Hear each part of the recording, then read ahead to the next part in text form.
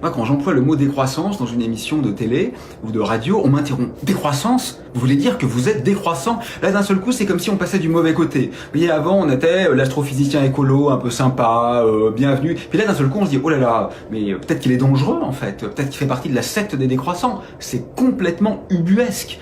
Je veux dire, bien sûr qu'il faut décroître. C'est une évidence. On est actuellement en train de consommer plusieurs fois les ressources de la Terre chaque année. Si on ne décroît pas, évidemment qu'on va à la catastrophe. Mais ce que je voudrais souligner, c'est que le mot décroissance, il est mal choisi. Parce qu'il est tributaire des indicateurs de l'ancien monde. Moi, j'ai envie d'évaluer la croissance, non pas sur le PIB, mais sur la capacité à s'entraider, sur l'amour, sur la beauté, sur le respect de la vie, sur le développement des espèces, sur la pérennité du système, sur la diminution des inégalités.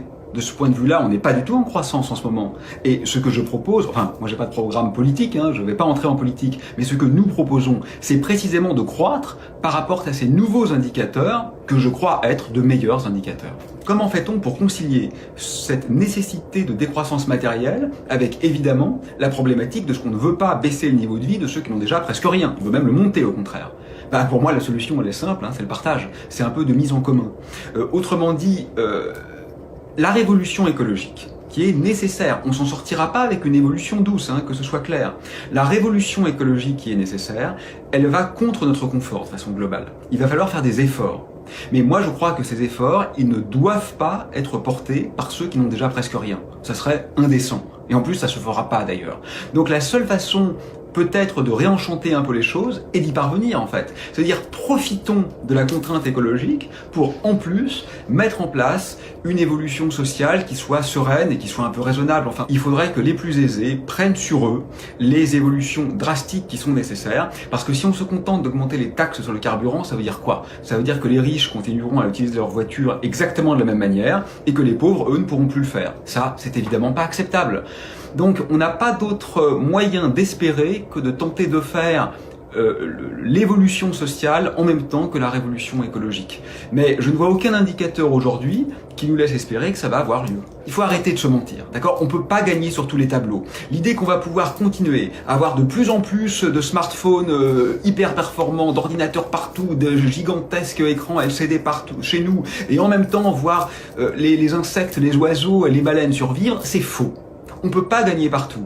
Donc, la question à se poser, c'est est-ce que dans 50 ans, on a envie que nos descendants aient la 17e génération de téléphones portables qui sera tellement rapide qu'on pourra télécharger tout Internet en 4 secondes? Ou est-ce qu'on a envie que la vie existe encore autour de nous et que cette extraordinaire construction perdure un peu?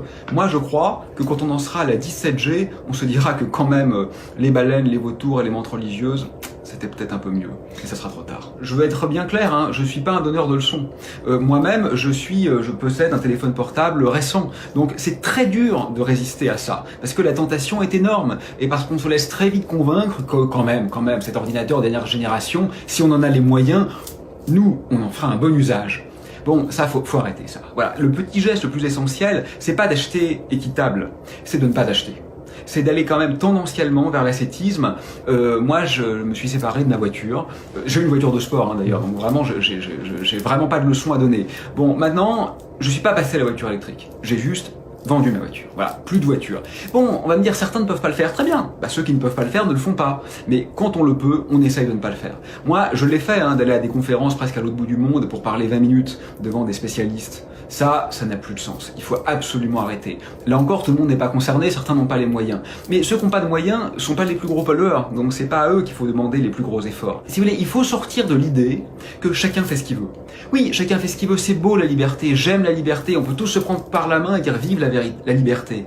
Mais il faut comprendre que c'est comme ne pas vacciner ses enfants, si vous voulez. Non seulement c'est grave pour ses enfants, mais c'est grave pour les autres. Parce que la vaccination, elle n'a de sens que si presque tout le monde est vacciné. Parce que ceux qui n'ont pas les moyens de se payer le vaccin ou ceux qui ne sont pas protégés par le vaccin risquent de mourir si vous ne vaccinez pas vos propres enfants. C'est pas une décision individuelle. C'est pareil pour l'écologie. Quand vous mangez de la viande, c'est pas une décision individuelle. Vous tuez un être vivant sensible et vous participez maximalement à la pollution. Donc ça engage aussi les autres. On tue chaque année 100 milliards d'animaux dans des conditions épouvantables dans les abattoirs et 1000 milliards de poissons. Vous savez comment ça meurt un poisson? Lors de la remontée des filets, la vessie natatoire explose, les yeux sont arrachés des orbites, l'estomac et l'œsophage ressortent par la bouche. On n'a pas envie de l'entendre, mais c'est la vérité. Quand on mange du poisson, c'est ça qu'on fait. Est-ce qu'on peut vraiment se dire mais tout ça c'est normal, tout va bien? On a quand même atteint un niveau de monstruosité systémique qui me pose problème. Et j'entends dans les petits cafés du centre-ville où je travaille le matin, les commerçants sont scandalisés parce que le chiffre d'affaires a baissé de 2%, parce qu'effectivement il y a un peu moins de voitures en ville. Écoutez, moi je comprends que les commerçants ont des loyers à payer, des salaires à payer, des emprunts à rembourser, je leur jette pas la pierre, mais si on ne fait pas cet effort-là, on est foutu. Donc c'est pas qu'un problème de dirigeants, on a aussi les dirigeants qu'on mérite. Faut quand même que nous, on décide de nos priorités. Et actuellement, on n'en fait pas une priorité. C'est ça le problème, c'est que si on était tous d'accord, le peuple, on pourrait faire une révolution pour faire triompher l'économie contre nos méchants dirigeants. Mais c'est même pas le cas en ce moment, on n'est pas d'accord. Le peuple, et j'en fais partie, nous ne voulons pas en fait aujourd'hui la révolution écologique, parce qu'elle irait contre notre confort à court terme. Donc puisque personne ne le veut, ça n'a pas lieu, c'est normal. Nous ne sommes pas dans la bonne direction.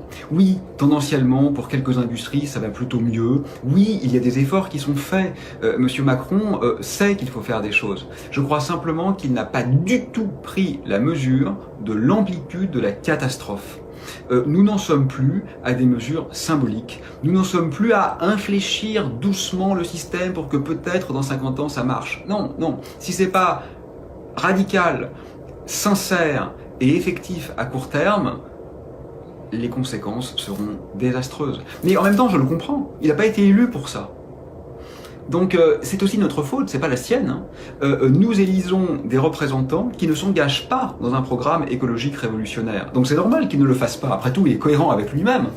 Donc moi c'est pas à Monsieur Macron que je fais le reproche, c'est à nous avant tout.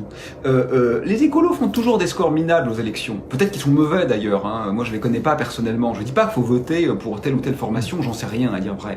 Mais enfin j'imagine que quelqu'un, et ça sera pas moi, qui se présenterait avec un programme écologiste révolutionnaire, recueillerait quoi, 0,5% des voix. C'est notre faute. On ne le veut pas, on ne l'a pas. C'est cohérent. Mais à ne pas le vouloir, on se suicide.